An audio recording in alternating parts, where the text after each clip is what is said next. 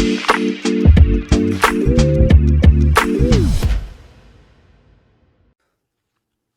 right, we're back here on the Chase Thomas podcast, taping this on a Friday evening. First timer, Blaiden Kirk of Stay Hot, a sports podcast that you should go check out if you have not already done so. Some of the best NFL and NBA content on the internet right now. You're the last of the big three in the Stay Hot universe, Blaiden, that to appear on this show. But we always save the best for last year. Yes. Oh, Matt and Theo didn't tell me. Yeah. Theo's been on a couple times. Matt's been on once. But yeah, is it weird? Because you're the host of Stay Hot, Blaiden, and I always, when I like appear on other shows, it's weird for me to be a guest where you're so used to like starting a podcast and you being the first one to talk and like lead discussions. Is it weird for you right now to like have to wait for me to like guide this conversation? I kind of did this one time when we had a group thing with Haley O'Shaughnessy. I'm not sure if you're too familiar with her. Mm-hmm. Spinsters, right? Yeah, Spinsters.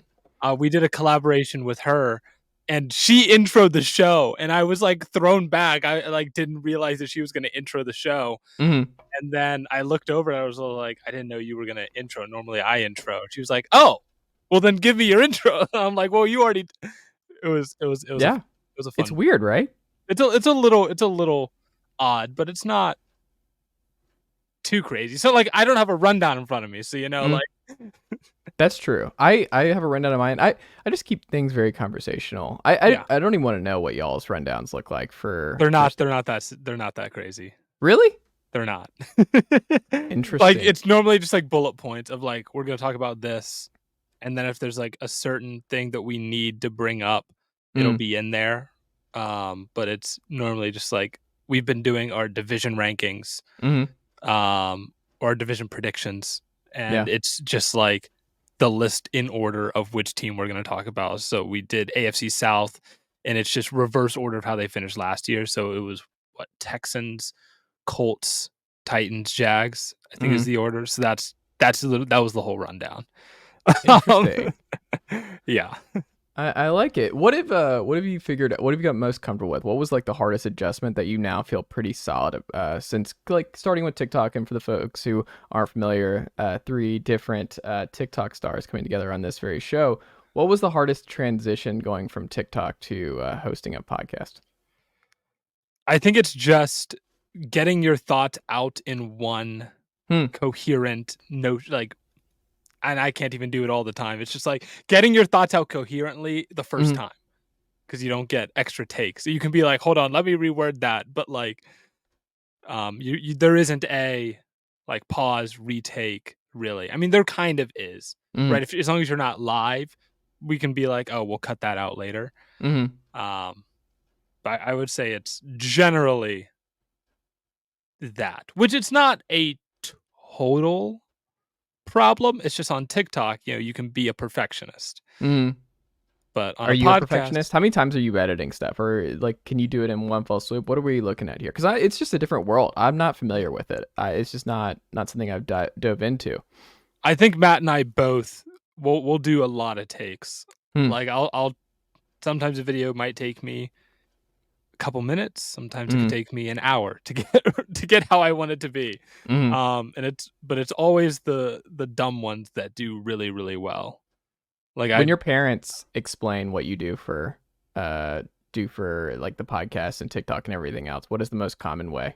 What have you done? Because as someone who's been in the podcasting, writing, and sports media space for a long time, it always cracks me up. Like he's doing something with audio. He's doing something on the internet. Like what do they say? For you? They just normally what happens. So when I had my graduation party, congratulations. Thank you. We had a bunch of people over at the house. So my mom's like telling everyone, you got to go downstairs, see his setup. And I'm just like, okay. So I'm like showing. So normally it's mostly me explaining what I do down here. Because I graduated college on on May 13th, and I just like moved back home. So I've just been like, I am officially like a grown ass man living in his mom's basement doing a podcast. Like, I've been there. We've all been there, Blaiden. Yeah. It's part of the game here. It is part of the game. Yeah, we're built different. Something like that. Yeah, built different. Well, we can talk some Browns if you would like, because we're also doing the AFC preview series, and we're actually doing the AFC North on Monday with the NFL Super Friends here on the show with JP Acosta, Evan Swords, and Jarrett Bailey. And I'm excited to look at this more in detail over the weekend to prep for it. And I wanted to talk to you this week because I think I've got a pretty good feel for the Steelers. I've got a pretty good feel for the Bengals, probably the best feel there, and a pretty good feel for the Ravens.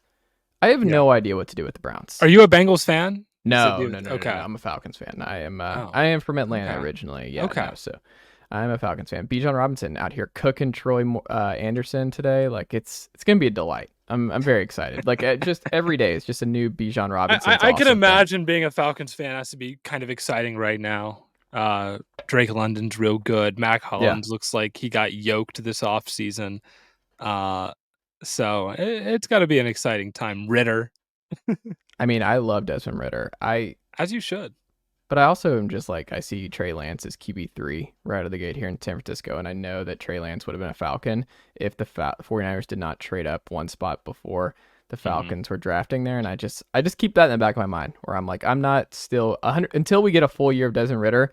I'm not going to roll out Terry Fontenot calling the Niners about Trey Lance, the one that got away. I just can't cancel that out of my mind yet. I think the Lions should call about Lance. That would be my thing. But and it's like, do you want him to sit another year? It's like he's already into year 3. Well, you don't have to do that. You have Hendon Hooker right there, so you already have your franchise guy in the future. And so true, man.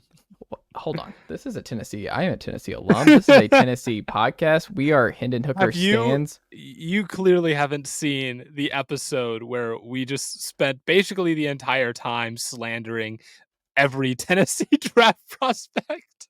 Oh no, I listen, Blaiden. Thea's been on the program slandering. Like I've heard all of it. It's hurtful. It's mean. Hurtful. It's unnecessary. It's like they're not bad players. I have one of them. I have one of them in Cleveland. Yeah, Cedric Tillman. He's going to be great. He's going to play for you guys for 7 years. Great goal line guy. He's going to be wide receiver 1 before the end of the year. Over Amari. Yeah. Like, why? Hey. The dude was a 3-star player, was run blocking primarily before Heupel comes in. I mean, being a better run blocker than Anthony Schwartz is like very low bar. Yeah. Tillman's going to play. Tillman's going to be solid. He will play. He will. I mean, again, it's like the depth at wide receiver for Cleveland coming into this offseason was very shaky. It was like Amari Cooper, Donovan Peoples-Jones, and then like Michael Woods. Like, let's be so serious. So, yeah, Cedric Tillman will play. Elijah Moore, I'm excited for. You got David Njoku out there. So it's a strong unit. And then you get Joe Milton at pick 5 if y'all are in that spot next year, so you can just reunite Cedric Tillman and Joe Milton in Cleveland. Your QB of the future, Blaiden. Are you excited? Oh man, I mean, that might break y'all's brain. I can't wait for the Stay Hot pod. Does that mean we get off? Does that mean we get off the Watson deal? Is that?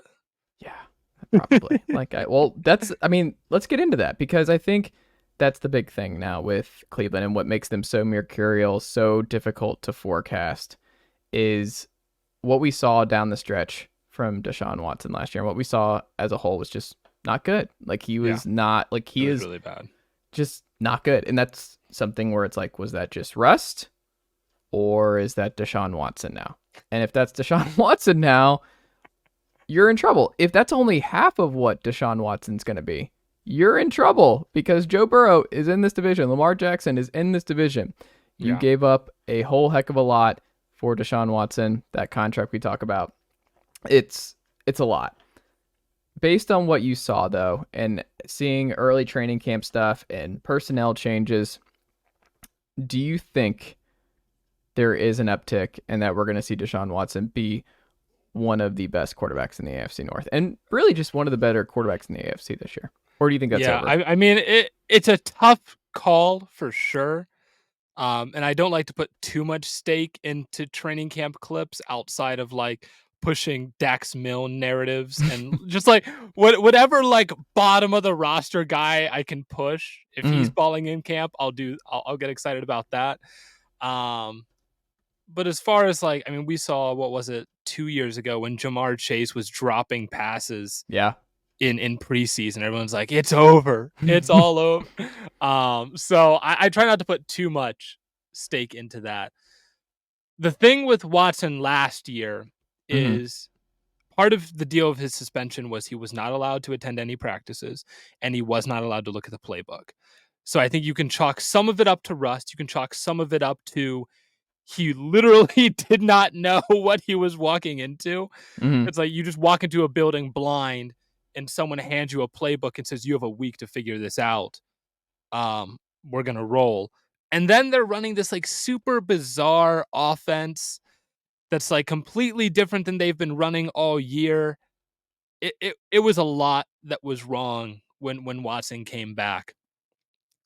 I think any marginal increase of performance from last year would be a drastic upgrade Hmm. because, and I think it would be a big upgrade from at least Brissett. And I liked Brissett and what he offered, but he didn't offer a lot out of structure. And what I did like that Watson provided that I saw, at least on like from the few games we saw last year, is he was still breaking sacks. He was breaking tackles in the pocket. He was able to make plays or at least extend plays. Whether or not he finished them, that's a whole nother conversation. But he Mm-hmm. was able to at least extend the play. And if we can get to a point where he is finishing those plays, because now he has a full off season to get familiarized with the playbook and with the receivers and with the coaching staff, we could see, I would expect to see marginal improvement. You would expect it though. But There are there's no realm where there aren't expectations. Like, yeah. sorry. What's His $64 million cap hit. There's expectations. Do you think we ever see him get back to MVP form in a Cleveland uniform? That see, it's like that should be the expectation because it's, again, the contract is ridiculous, but I don't think that's realistic to expect. Again, it's been a while. Yeah. So it's like to expect him to get back to an MVP level, maybe we don't say that, but if he can be Dak-esque or maybe even a little bit better than Dak, I think that's the expectation. Would be like close to, if not top 10. Hmm. So maybe that's maybe not an MVP, but if we're like, we're getting into that consistent top 10 area, I'd be at least happy, because then at that point it's like, well, we have the best running back in football in Nick Chubb. We have a really good offensive line, except for Jedrick Wills. We have a pretty solid group of receivers, and we've made massive improvements defensively. That should be a top 10 offense and a top 10 defense. Maybe not top 10 defense, but at least creeping back towards average because it was real bad last year. Mm-hmm. And then we'll see. And then we'll see. Yeah, we'll see. I mean, that's it. I mean, have you gotten a good handle on the Browns? Do you feel like you know exactly who this team's going to be to this point? Like, do you have your firm, like, I know who the Cleveland Browns are heading into the 2023 season? They're the same team that they have been on offense, really. Mm-hmm.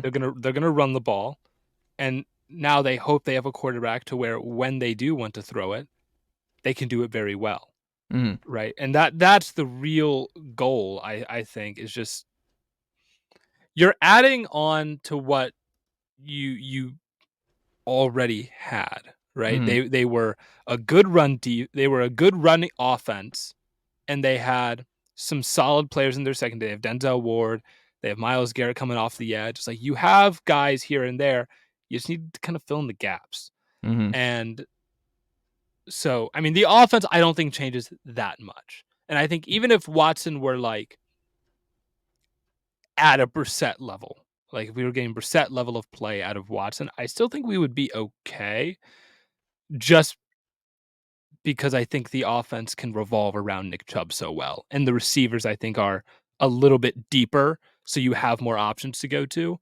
The big important thing for the Browns this year is the defense.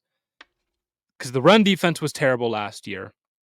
So you need Dalvin Tomlinson to step in and make an impact on that. You need Okoronkwo to be an impact player right away. You need Za'Darius to be a good complementary piece to Myles Garrett off the edge. Those things come together, which I imagine they do. We're looking at a much improved defense. So I think what you look for from the Browns defensively, because I think I don't think the Browns are that hard to figure out offensively. Mm. If you look at what they're going to be defensively, I think it's going to be a lot of. I think we're going to see Garrett and Za'Darius get after it, right? And I think mostly Garrett. Like if Garrett were to win Defensive Player of the Year, this would be the year to do it because he now has guys to like take up extra block. Like you can't double team Garrett every play because someone else is going to get through. So this would be Garrett's year to win Defensive Player of the Year. I think we could see a really gnarly pass rush. And I think we see an improvement in the run defense. Our linebackers are still really small, but I think we see an improvement in the run defense. And then I think in the secondary, we're going to be okay. As long as Newsome can stay healthy. And, we added Juan Thornhill. So that should be an improvement at safety. I like what we get when we bring Delpit down into the box. He might be our best like off-ball linebacker, and he's a safety. So, or as far as run defending goes. So I think that's probably the world that we live in, where we see a lot of Delpit in the box still. We see a lot of man looks like we've been getting with Denzel and Newsome, and they're good at it as long as they stay healthy. I think it'll be a fine defense. I don't know if it'll quite be top 10 because there are a lot of good defenses in the NFL that I know are good, and the Browns just like added a bunch of pieces, and I hope it fits and I hope it's good. That's yeah. So I think it looks better. It's just you just kind of have to wait and see how it all pans out because the Browns have looked better before. I've had high hopes before, and nothing worked out. Like not even close. Kelly Holcomb's not walking through that door, Blaiden. He's not walking through that door right now. What would you say is the biggest case, though, for Cleveland making it back to the top? If you had to make the case to an optimistic Browns fan for the Browns to make it back to the top of the AFC North, and the biggest case for them staying in the 4 spot, what would it be? So, biggest case for them to win the AFC North and biggest case for them to lose it? Yes. Like, okay. First to worst, basically. First to worst. Okay. I mean, the case for them to win it is Burrow's not back right away. That's never good when you're just like, I need one of the quarterbacks in the division not to be available. Like, that's our starting point here. Here's the thing. I legitimately, like, Cincinnati and Baltimore are so damn good. They are.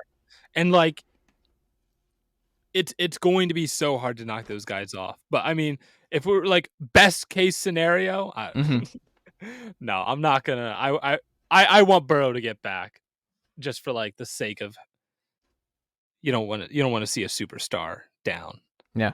As far as what the Browns have to do, you need Watson, I think, to just get off hot right away. I think you need Watson to be good right away. You need him to be like clearly a top 10 quarterback, and people need to be like by the bye week we need to be having discussions. Is he top 5 again? Like, you need Nick Chubb to be on his shit as always. You need him to be running in between the tackles, stiff arming guys into next Sunday. Amari Cooper having like a really big year, I think would be pretty big for that. He's like always consistently good, but we had this conversation about like why does no one talk about Amari Cooper? And Theo's like, he's just boring, man. He has like 1,200 yards and 8 touchdowns every year, but nothing more. It's like Brandon Cooks, right? It's a lot like Brandon Cooks. Little stylistically a little bit different as to how they get it. But they just quietly do just enough. Yeah. They're never going to be elite, but they're just good enough. They're just solid. Yeah. So Cooper's really good. I know he's going to be reliable. If we get our annual 5 times a year Donovan Peoples-Jones big play. Yeah. It's a lock to happen. Cedric Tillman, if he can step into a role right away, be an impact player, you seem to be in belief that he can. I love Ced, man. He was a go-to guy. Like, just watch. Here's what you got to do. Every Browns fan watching right now, go watch the Pitt tape. Just go watch Tennessee Pitt from last year. Like, just watch every throw to Cedric Tillman. Like, he won the game, just a go ball to end it in overtime. Like, Hendon targeted him, I swear, 17 times in that game. You just look at it, he's just a big, like, he's a smart receiver. He's big, he's large, he's got a large catch radius. I just feel like guys like that I just feel like in the league, and you can speak more to this than me, it's just there's so many there's so many fast, there's so much speed, the guys are smaller, it's about getting over under the middle. Like, there's just so much more priority with those kind of guys now, that it seems like guys like Cedric Tillman are significantly more difficult to find. I think his skill set's very different than where the league has gone at the wide receiver spot, and his size alone. It's not, I don't think that's completely off base. Like, if you just look at like the Browns receiving core, I think it was like they went in the direction of they kind of tried to do that in their draft recently when they took Anthony Schwartz. Yeah. And he just like didn't work out. And I'm like, yeah, this guy like can't run routes. He's fast but not quick. And it's just like I don't know how like there's just like wasn't a ton of value in that. They tried to get this gadget guy like Paris Campbell, and I'm like, it's just not going to work. So I do like adding. Everybody wants their own Percy Harvin. Right. It's like, let's cut everyone wants their own Tyreek Hill is really what they want. But like, there's one Tyreek Hill. Like, you're not going to find that. Waddle is like, the fact that the Dolphins have Waddle and Tyreek is crazy as to how that worked out. Mm-hmm. So no, I think Tillman is a good complementary piece to what the Browns have, and I like what the Browns have built as far as their receiving core. I think it's like a good group of guys that can all do a lot of different things. You have Donovan Peoples-Jones is like your deep threat, big play guy, and he does convert on that pretty frequently. Amari Cooper is your reliable, great route runner, always knows where to be. And the addition of Elijah Moore, I think he adds a lot after the catch. He's a more dynamic player who can make guys miss in open field. So I like what the Browns offer at receiver a lot. And I think that'll help Watson too, because like, bro, when he was cooking in Houston, he didn't have that many guys to really throw to. I'm like, this receiving core is probably, is it the best that, I mean, he did have Hopkins at one point. Yeah. But like, this receiving core is really nice, I think, compared to what he's played. It's definitely the deepest. Yes. It has more guys available to his arsenal, and you have the run game to lean on. Like, you need to take some pressure off. Lean on Nick Chubb. He's there.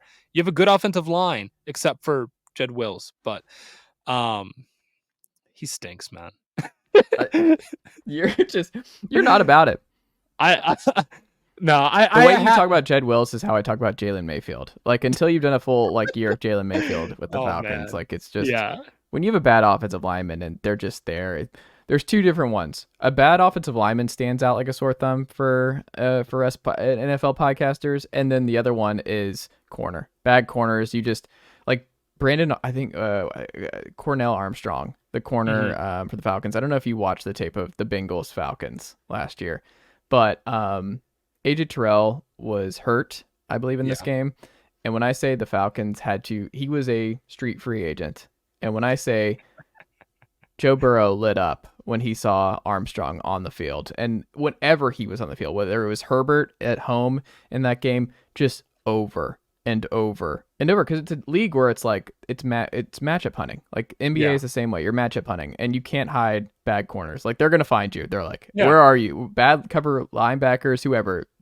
Smart offensive coordinators are gonna find it, and they're gonna find it. And Browns fans are like, we have a weak link, and it's gonna be annoying, and we just can't unsee it. It's not that I'm privileged enough to have a good offensive line. Like, I have 4 good guys, right? I have, and 2 of like the guards are like the best guard duo in football, outside of maybe Philly. Yeah. Right. So it's like, it really sticks out how bad Wills is compared to everyone else. Yeah, but it's like, no, you're right. It's matchup hunting, and this is like when Clowney last year was complaining that Garrett was getting all the good matchups, Mm-hmm. and it's like, yeah, because he's better. It's like, oh, my bad for wanting to get easy pressure on the Yeah, quarterback. Uh, it's just I silly. digress. It is silly, but Did they do well ultimately now that it's done, the draft, free agency, and everything else? What grade would you give Barry and company for what they did this spring and summer? I thought they crushed it, man. Okay. I thought they crushed it. I mean, the big needs that they had, they addressed, right? I mean, the big needs for me were the like the interior of our defensive line, which Mm-hmm. we got Dalvin Tomlinson, and then we drafted Siaki Ika Hmm. out of Baylor, who Yeah. Theo and I really liked because he's just um so I was really excited Mm-hmm. with those additions. And then I was also like, we could use some depth at receiver, and then we got Tillman and Moore. And then I was like, it would really make this offseason great if we got another linebacker, and we got Okoronkwo. And then I was like, I mean, shoot, you might as well get another edge guy to complement Garrett. And then we got Zadarius. I'm like, well, there's nothing else you really could have done except for replace Jed Wills, But Yeah. I mean, I mean, I just don't have really any complaints as far as what they could have done. The only thing that I'm like, oh, is the um the restructuring of Watson's contract, because I know that's going to put us on that deal for a long time.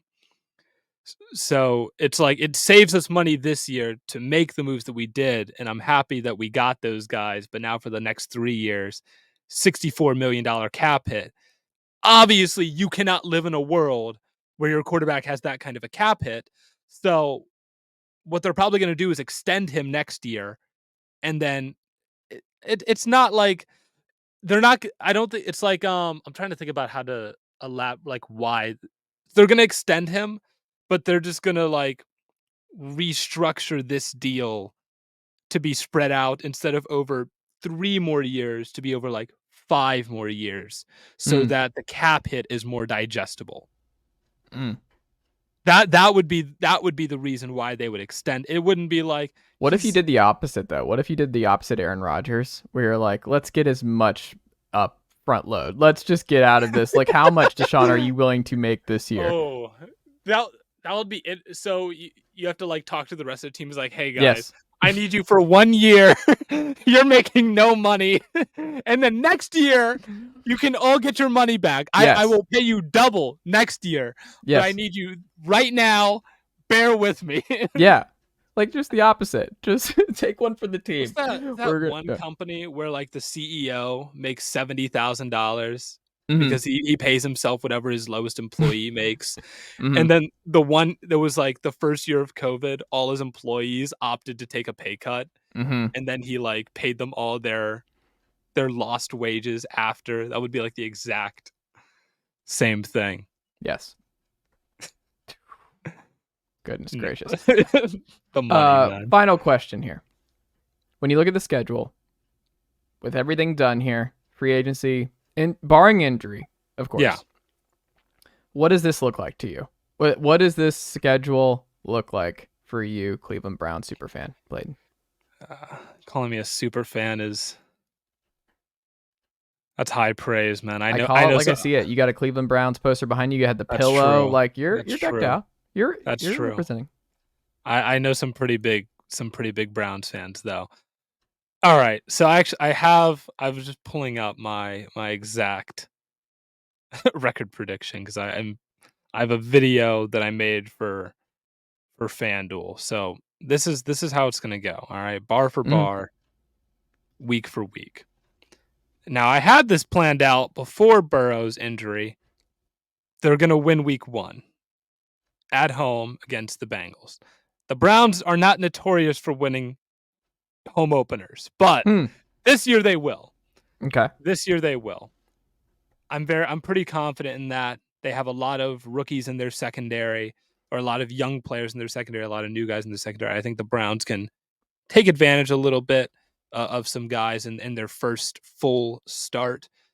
And then depending on if Burrow's there, but I think even if he is there, I think, their offensive line still isn't great. The additions of Zadarius, Tomlinson, I think we can get some serious pressure, knock Burrow off his spot a little bit, make some plays.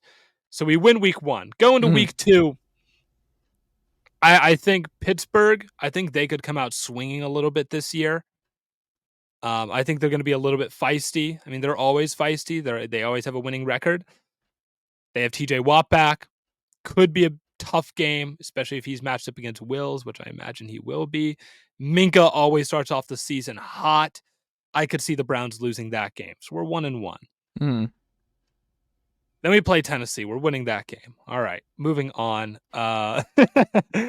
Baltimore, early on in the season, we know how Baltimore is. They're a complete buzzsaw. When Lamar is healthy, when they're playing, they win almost every game. They are ridiculously tough to beat. So even though the Browns are at home, I think they'll lose that game. Go into the bye week. Come out, we play San Francisco. That's a tough matchup. That's a brutal matchup. I mean, they're maybe the best team in the NFL roster for roster. They stack up with pretty much anyone all across the board. The Browns probably lose that one, even though I like Cleveland's roster, but I think that it's just such a hard matchup. And I don't even it doesn't really matter who their quarterback is. Let's be serious. Coming out of that game, though, what is this win streak I have is going on? 1, 2, 3, 4, 5, 6, 7. Browns get hot, man. And part of it is we get into a chunk where we play Indianapolis, we play Seattle, which Seattle is good. I like Seattle, but it's I still don't trust their defensive line. I don't think they can really stop the run. And I don't think I like Uchenna Nwosu. He's not a tier 1 edge rusher. I think we can take care of business against their defense. And their offensive line isn't perfect. I think the Browns could still get some exploitation done there. We play Arizona. It's Arizona. They're going to be the worst team in football. Probably. Right? I mean, I'd be pretty shocked if they weren't. Then we have Baltimore again. The Browns will get 1. Okay. They're going to get 1. Let me have this. Okay. Pittsburgh, we have them at home. I think Browns get that one. I like the Steelers. I think will be feisty. I don't think they're going to go in and sweep the AFC North or anything. They'll play every team tough. They'll win 2 or 3 of them. I think Browns win that one at home. Denver. I think Denver's a little bit slept on right now, but I think the Browns can beat them still. And then we have the Rams, who are, they are a mess. Coming out of that game, we have Jacksonville. I think Jacksonville's going to be nice this year. The addition of Ridley, I think, is going to be huge. I look for a big jump from Trevor. You've probably heard Theo talk about how much he loves Trevor Lawrence already. I think he called Desmond Ridder an old Trevor Lawrence. That was his comp. I think on Stay Hot. That wasn't my words. That was on Stay Hot. Y'all talked about it. You said old Trevor Lawrence is kind of like a very old poor man's Trevor Lawrence, I think. I don't remember that. All I remember is Theo was like, I don't want to say he's perfect. And then I chuckled a little bit, and then Matt was like, I don't want to say he's perfect and wonderful, but what other words are there? Yeah. No, I mean, he already had maybe it's gonna be hard for him to top his playoff moment from last year, though. What he did against the Chargers is gonna be hard to top. But I think you look at that as that's the stepping stone of we look at that and we're like, okay, I see it. I see the vision of you add a premier wide receiver there. I mean, that offense can be completely unlocked. We always see what Diggs did for Allen, what Chase did for Burrow, what AJ Brown did for Hurts.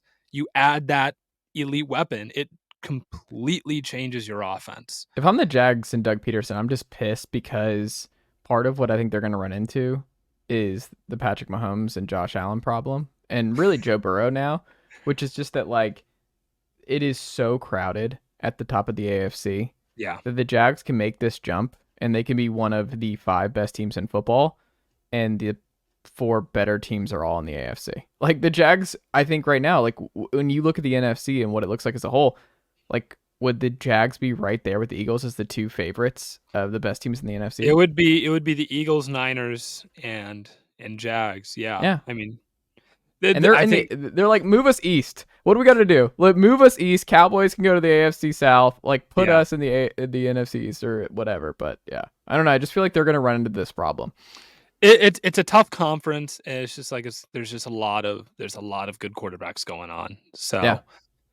I mean, Mahomes is not going anywhere. It's just like, how are you getting to the Super Bowl? Like Mahomes isn't going anywhere. Ravens just extended Lamar. Yeah. Burrow's there. Herbert, if their defense can get situated, the Chargers are going to be good. It's a tough run, of quarterbacks. Not even just like top tier teams. It's just like you're going to need a lot of luck. Like you're going to be good, but you're going to need I mean, that's how it always is, right? Like I just feel like it's different. I've never seen it this lopsided in my lifetime. In terms of just elite quarterback play in one side of the conference versus the other. I mean, normally it was just like you have 2 or 3 good quarterbacks. It was like really good quarterbacks. It was just like Brady, Manning, Breeze, Rodgers. Yeah. Like, I mean, those were the guys. Now there's just so many good ones because right. the league's got Well, because everyone got the first overall pick in that. Do you know what's funny? I was talking to, excuse me, Bobby Skinner of Talking Giants last night, and he brought up a stat that I could not believe. Do you know who the last number 1 overall pick to go to the Super Bowl was? Drafted by his team and went to the Super Bowl. Who that would have been? And the number 1 overall? Number 1 overall. It's not Burrow? It's not Burrow. The last number 1 overall. So who was the number 1 overall pick after Burrow? That was Lawrence. So then who was 2022 number 1? That was Walker, wasn't it? Yeah, so Trayvon went number 1, 2022. Eli Manning. Oh, before Burrow, you mean? Before Burrow, yeah. It was Eli Manning. And then before Eli Manning, who would you guess?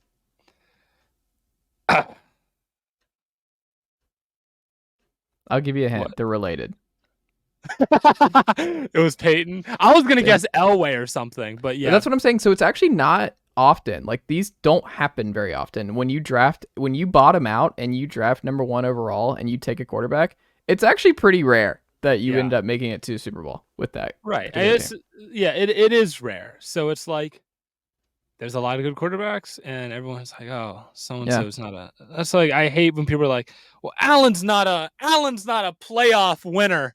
And I'm like, who is? like, let's be real here. How many playoff winners are there? What also makes me laugh about stuff like that when we do you know how awesome it is to have a franchise quarterback in the NFL for your team? Like, there's nothing better. Like, you could not face me. My whole thing is like with Tennessee, when people are picking at Tennessee's Mickey Mouse offense, and I know y'all stay hot, enemies of the pod. You've been enemies of the pod since the Heupel era started here. There are a lot of enemies against our offense that, let me check my notes here, led college football in scoring once again. It works. It was a well-designed offense. It's a functional offense, but the players in it they're robots, man. They're just like, well, look, it works. All I care about is Saturdays with Tennessee. In the scheme, man. Yeah, I don't care. It's all we Chess just got another, man, and that's fine. Yeah, like I'm enjoying it. I am enjoying kicking the shit out of Kentucky and South Carolina and everybody. Like it's a lot of fun. But you know what else? When draft comes around. Yeah. Well, hold on. We got 5 stars coming in. Nico, you're gonna love Nico in 4 years. Like Nico Iamaleava, he's gonna be fantastic. He's coming in call me in 4 years, and then we'll talk about it because I will not be watching this guy for 4 years to try. The only guy I've ever done that for is Jalen Hurts. That's it. Well, you might be watching Tennessee, Ohio State in the college football playoff this year. We'll see. That'd be fun. The 2 best offenses, the 2 best offensive masterminds in the sport going back and forth. Be fun. Like Tennessee, many are saying would have beaten Ohio State in the college football playoff last year. Hendon Hooker has that dog in him. We almost beat Georgia. So You did almost beat Georgia. We did not almost beat Georgia. Like the Tennessee Volunteers did not almost beat Georgia. No. But yeah, no. The last thing I will say was the franchise quarterback stuff. It's like you just want to be like when you have that. It's just nice. You're like, I don't know what's gonna happen. You know, Bills fans, the Trent Edwards era, the EJ Manuel era. So when you jump on them, you're like, Josh Allen's not this. Josh Allen's like that. If I'm a Bills fan, I'm like, I don't give a shit. I have a perennial MVP candidate every year for the foreseeable future. Mm-hmm. I have grown up with shit. And we have, like, when you figure that out, the most important position in football, like, let's just play it back. Every year is a possibility. Every year you're like, hey, we could go to the Super Bowl. Like, that is a Bills fan's life for the next 3 to 5 years, maybe longer, depending on Josh Allen's health and how much he's still running the football and everything else and taking some. Hopefully they find a way to take some pressure off his shoulders. Yeah, but like it's awesome. Trevor Lawrence, if you're a Jags fan, like I don't care. Like the AFC stack. Guess what? I have Trevor Lawrence quarterbacking my team. I get to watch him play quarterback for 17 games a year, minimum. It's awesome. Yeah, it's a fun time. I hope that is a fun time. Yeah, I think that all that to say, Jags are going to be good. Yeah. And even if they don't win the Super Bowl, they're going to be an exciting team to watch. They've got some feisty guys on defense, can stop the run a little bit. Then the Browns play the Bears and the Texans. Like I think you see the Bears getting a little bit better. They still have a long way to go, I think.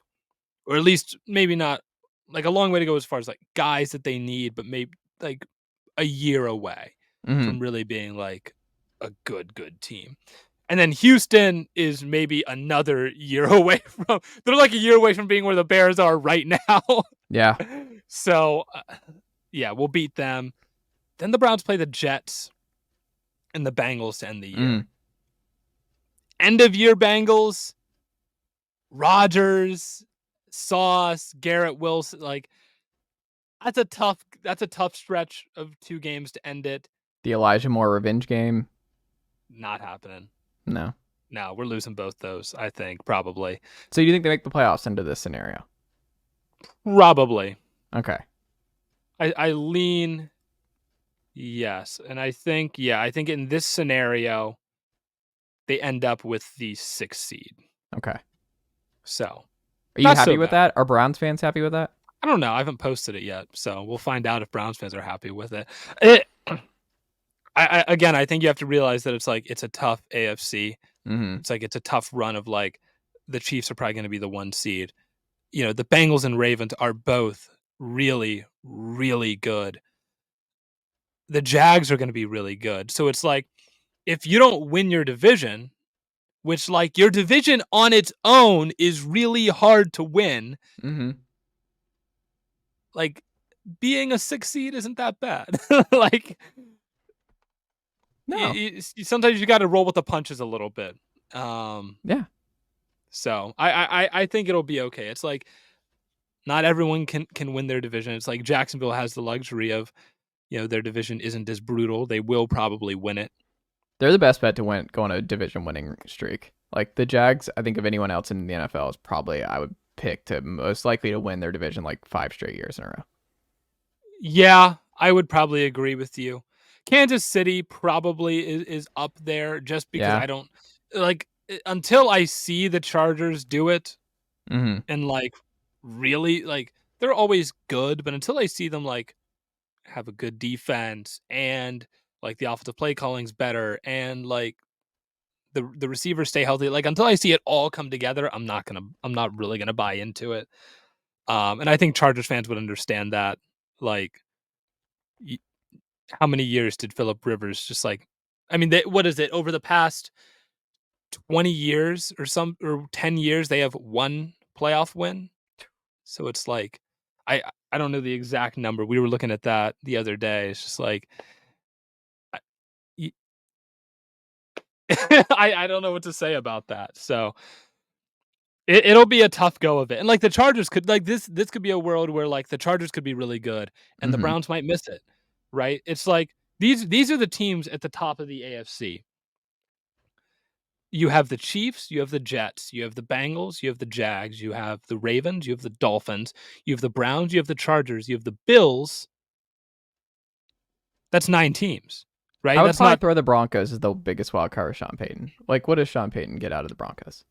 I mean, he said he'd be pissed if they missed the playoffs. That's what I'm saying. So I would throw him throw in there. 10 in there, like Yeah. you throw 10, you throw a, and then like Pittsburgh's never had a losing record with Mike Tomlin. Yeah. What if they sneak it? Like, what if Tennessee is healthier this year because they were really banged up last year? Hey, we got to double digits though. Like we did, yeah. But like that's a lot of teams that could really reasonably be playoff teams. So it's like to be in the top 7 of those is tough. It's really tough. Roger Goodell is like the Daffy Duck gif where he's like counting the money, like just dancing as he's counting when we're talking about this, or it's like just you're going to have 10 to 12 teams just fighting for the playoffs in the AFC like all year long. Like it's just must-see television every week.